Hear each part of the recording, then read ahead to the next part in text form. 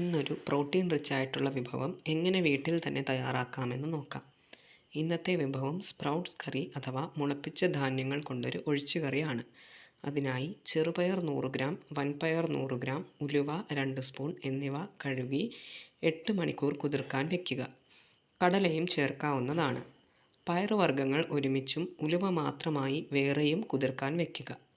ഇതെന്തിനാണെന്ന് വെച്ചാൽ രണ്ടിൻ്റെയും sprouting time different ആണ്. ചേർക്കുന്ന സാധനങ്ങൾ എല്ലാം തന്നെ മുളച്ചു എന്ന് ഉറപ്പുവരുത്താനാണ് ഇങ്ങനെ ചെയ്യുന്നത്. 8 മണിക്കൂറിന് ശേഷം വെള്ളം ഊറ്റിക്കളഞ്ഞ് ഒരു തുണി കൊണ്ട് വായുസഞ്ചാരം ലഭിക്കത്തക്ക വിധം രണ്ടും മൂടി വയ്ക്കുക. ഇവ മുളച്ചു വന്ന ശേഷം നമുക്ക് ഉപയോഗിക്കാവുന്നതാണ്. ഒരു കുക്കറിൽ മുളപ്പിച്ച സാധനങ്ങൾ ചേർത്ത് കുറച്ച് വെള്ളം, ഉപ്പ്, മഞ്ഞൾപ്പൊടി എന്നിവ ചേർത്ത് വേവിക്കുക. വെന്തുടഞ്ഞാൽ അതിൻ്റെ ഗുണം നഷ്ടപ്പെടും എന്നതുകൊണ്ട് തന്നെ കുക്കറിൽ ചേർത്ത ശേഷം ആവി കയറ്റി വിസിൽ വരുന്നതിന് തൊട്ട് മുൻപായി ഓഫ് ചെയ്ത് മാറ്റിവെക്കുക. അരമുറി തേങ്ങ മഞ്ഞൾപ്പൊടിയും മുളക് പൊടിയും ചേർത്ത് അരച്ച് ആവി പോയ ശേഷം ഇതിലേക്ക് ചേർക്കുക. കറിക്ക് നിറം ലഭിക്കാനായി അല്പം പിരിയൻ മുളക് പൊടിയും ചേർക്കാവുന്നതാണ്.